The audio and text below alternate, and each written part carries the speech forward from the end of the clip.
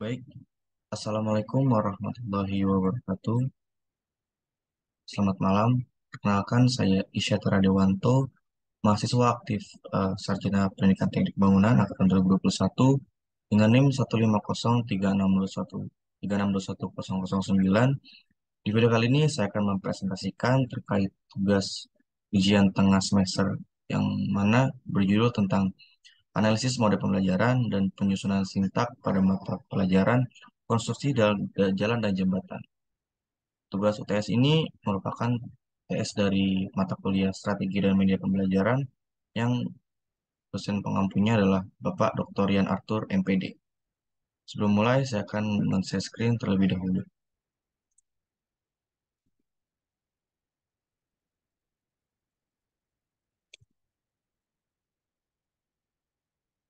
Judul presentasinya adalah Analisis Model Pembelajaran dan Menyusun Sintak pada Mata Pelajaran Konstruksi Jalan dan Jembatan. Dengan saya sendiri, Isyat Radyawanto, dengan NIM 15036210009. Yang akan dibahas pada presentasi ini adalah 4 poin. Yang pertama itu analisis konten, yang mana berisikan tentang penjelasan terkait kompetensi dasar dan mata pelajaran yang dipilih. Yang kedua itu ada model pembelajaran, pemilihan model pembelajaran yang sesuai KD atau kompetensi dasar. Yang ketiga adalah sintak, yang mana itu langkah-langkah dalam menerapkan model pembelajaran yang dipilih. Yang keempat adalah argumen. Argumen ini berisikan alasan serta argumen yang mendukung. Pertama, analisis konten. Kompetensi dasar dalam memahami karakteristik konstruksi perkerasan lentur merupakan kompetensi yang terdapat di tingkat satuan pendidikan SMK atau sekolah menengah kejuruan pada mata pelajaran konstruksi jalan dan jembatan. Mata pelajaran konstruksi jembatan atau KJJ ini dapat dijumpai pada jurusan DPIB, yang mana jurusan Desain Pemodelan dan Informasi Bangunan. Nah, DPIB sendiri merupakan jurusan yang mempelajari tentang perencanaan bangunan, pelaksanaan bangunan, dan juga perbaikan gedung.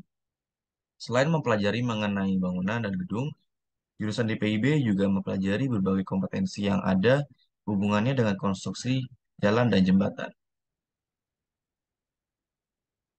Dalam kompetensi dasar ini, siswa dapat mendeskripsikan jenis konstruksi perkerasan lentur, jalan, dan komponennya.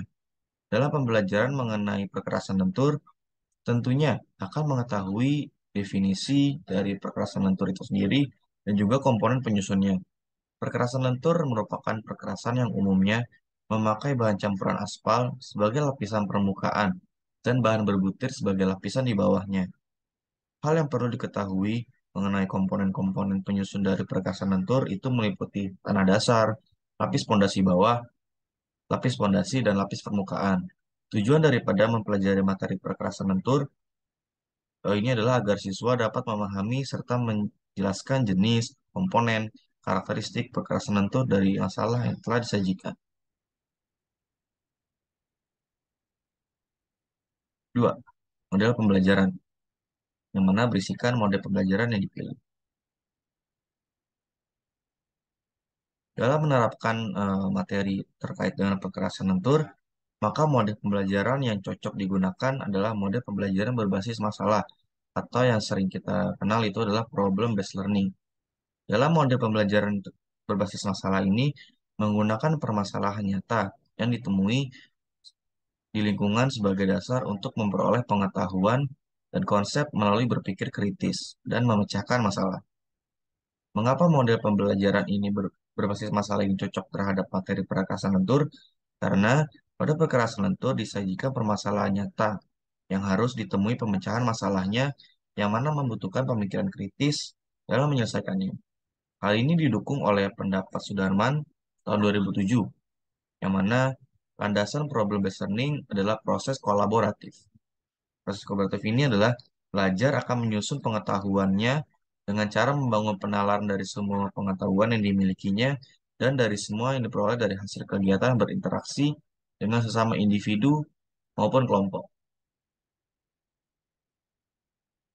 Selanjutnya adalah sintaks pembelajaran yang berisikan tentang langkah-langkah dalam menerapkan model pembelajaran. Nah, berikut adalah sintak yang susun sesuai dengan mode pembelajaran problem based learning. Di sini ada 6 poin. Poin pertama pada langkah kerjanya yaitu pendahuluan. Aktivitas guru yang dilakukan adalah pertama, menyampaikan tujuan pembelajaran pada siswa. Yang kedua, membantu siswa dalam membentuk kelompok. Yang ketiga, menghubungkan materi yang akan dipelajari dengan materi sebelumnya. Yang keempat, memunculkan permasalahan terkait dengan perkerasan jalan lentur beserta komponennya. Pada aktivitas siswanya di pendahuluan yaitu pertama, menyimak penjelasan guru, kedua, membentuk kelompok secara heterogen yang berbeda-beda, ketiga, terlibat aktif dalam sesi tanya jawab, dan yang terakhir, menganalisis permasalahan awal yang diberikan dengan memakai pengalaman dalam kehidupan. Setelah pendahuluan ada perumusan masalah. Aktivitas gurunya yaitu membimbing siswa menyusun rumusan masalah terkait dengan penggunaan kekerasan lentur dalam jalan raya. Terus ada menjelaskan cara melakukan kegiatan penemuan solusi dari masalah pada siswa.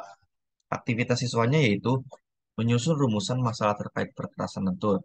Selanjutnya, ada menyimak masalah dan mencatatnya eh, hasil simakan tersebut dan diberikan kepada guru. Yang ketiga adalah merumuskan alternatif strategi. Aktivitas gurunya itu membantu siswa dalam mengajukan hipotesis atau dugaan sementara berdasarkan masalah yang diangkat. Aktivitas siswanya yaitu menulis hipotesis atau dugaan sementara. Setelah merumuskan alternatif strategi, yang dilakukan selanjutnya adalah pengumpulan data. Yang dilakukan oleh aktivitas guru adalah membimbing siswa untuk melakukan analisis masalah dan menuliskan hasil pada kertas lembar. Aktivitas siswanya melakukan analisis terhadap masalah dan menuliskan hasil pada kertas lembar. Selanjutnya ada fase diskusi. Aktivitas gurunya yaitu membimbing siswa dalam kegiatan menyatukan pendapat dan memberikan penguatan berupa koreksi pada siswa jika diperlukan. Aktivitas siswanya yaitu berdiskusi dan memberikan pendapat mengenai hasil dari pembahasan dan mengajukan pertanyaan jika ada materi yang belum dipahami. Dan terakhir, fase kesimpulan.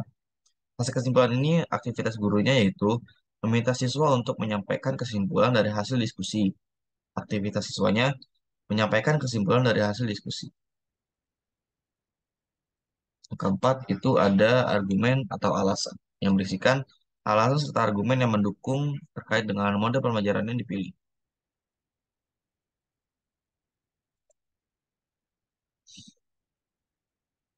Alasan dan argumennya itu ada tiga, yang mana satu, student centered learning, yang kedua adalah pengembangan keterampilan, dan yang ketiga adalah pengintegrasian ilmu.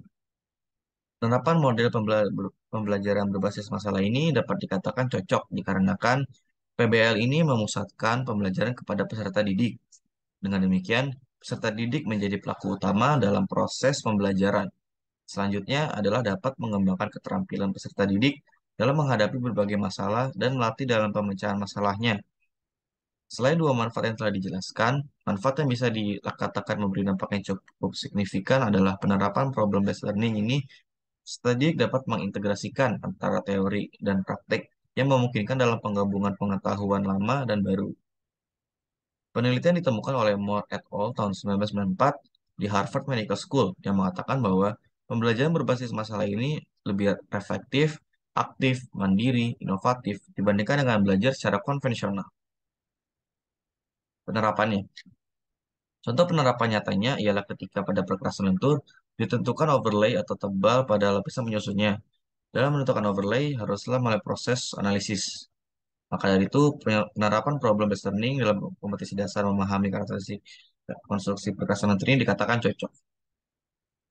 Sekian presentasi dari saya. Assalamualaikum warahmatullahi wabarakatuh.